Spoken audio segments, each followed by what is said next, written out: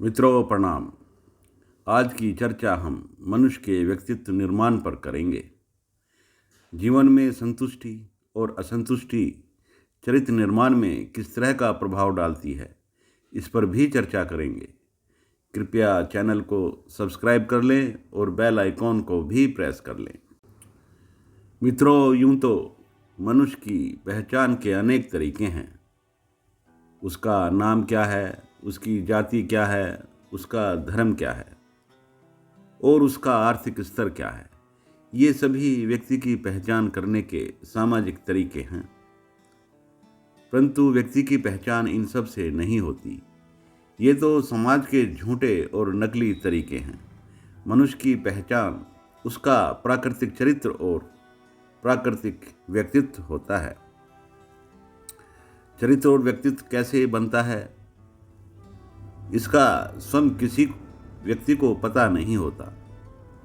वह जिस प्रकार के समाज में रहता है, उसी प्रकार का वातावरण, मान्यताएं, सोच उसके सबकॉन्शियस माइंड में कब प्रवेश कर जाती हैं, यह उसे भी पता नहीं चलता।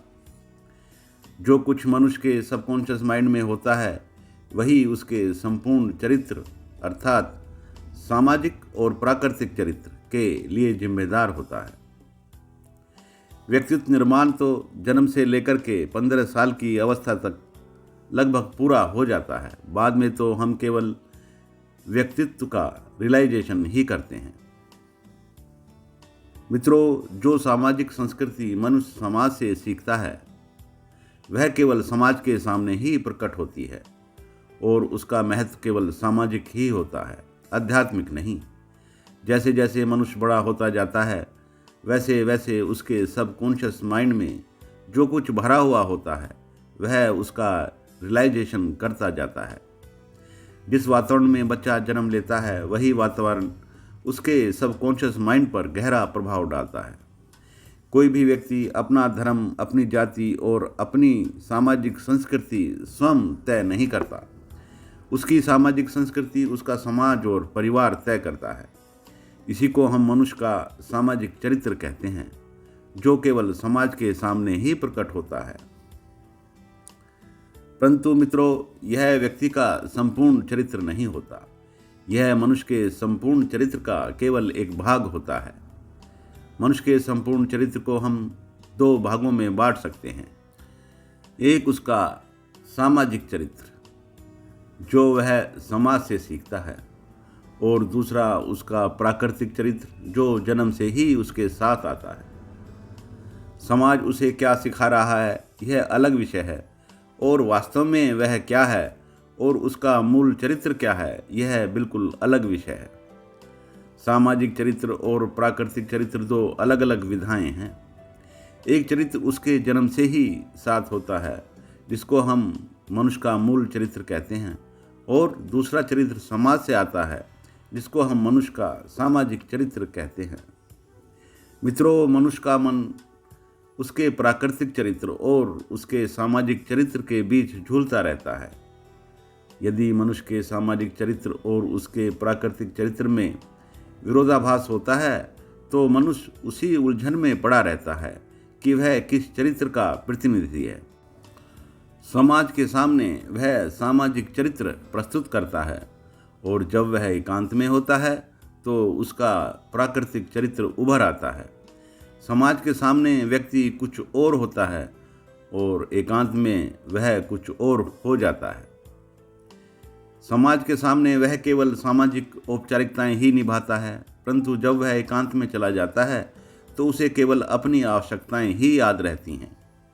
उस समय वह न कोई हिंदू होता है, न मुस्लिम और न क्रिश्चियन, और न उसकी कोई जाति, वर्ग या समुदाय होते हैं। एकांत में जाकर कोई मनुष्य इन सब बातों पर विचार नहीं करता। वह केवल अपने जीवन की जरूरतों के विषय में ही सोचता है। वह भोजन की व्यवस्था के बारे में सोचता है, सुरक्षा के बारे में सोचता है, अपने विस्तार और काम के विषय में सोचता है। उस समय वह केवल मनुष्य ही होता है। मित्रों, सामाजिक चरित्र केवल समाज के सामने ही प्रकट होता है, और सामाजिक औपचारिकताएं भी उसे समाज के सामने ही निभानी पड़ती हैं, चाहे उसका मन हो या न हो। लोग सामाजिक जटिलताओं और मजबूरियों के कारण या अपने आप को समाज में ऊंचा रखने की प्रवृत्ति के कारण भारी तनाव और विवशता का शिकार हो जाते हैं, जिससे जीवन पर अत्यधिक दबाव पड़ता है और उसके मूल चरित्र में भी परिवर्तन आ जाता है। जो मनुष्य का प्राकृतिक चरित्र शांत, सहज और सहयोग करने वाला होता है, वही चरित्र सामाजिक दबाव के कारण चिड़चिड़ा, भेदभाव करने वाला, घृणा करने वाला, क्रोधी और हिंसक हो जाता है। मित्रों, प्राकृतिक चरित्र तो सभी मनुष्यों का एक ही होता है, उसमें कोई भेदभाव नहीं होता, क्योंकि मनुष्य की ज़रूरतें एक जैसी ही होती हैं, इसलिए उसका प्राकृतिक चरित्र भी एक ही होता है। भेदभाव केवल सामाजिक स्तर पर ही प्रकट होता है। भेदभाव धर्म, जाति, ऊंच नीच सामाजिक विषय हैं, जीवन के विषय नहीं। जीवन के विषय तो केवल जीवन की ज़रूरतें ही होती हैं। जब सामाजिक चरित्र मनुष्य के प्राकृतिक चरित्र पर दबाव बनाने लगता है, तो मनुष्य भारी विरोधाभास का शिकार हो जाता है और विद्रोही हो जाता है। विद्रोह के मूल में केवल मनुष्य का प्राकृतिक चरित्र ही होता है। उसकी प्राकृतिक ज़रूरतें होती हैं। जब तक मनुष्य की प्राकृतिक ज़रूरतें तुष्ट होती रहती हैं, तब तक तो ठीक ठाक है, परंतु जैसे ही उनमें बाधा उत्पन्न हो जाती है, तो मनुष्य विद्रोही बन जाता है।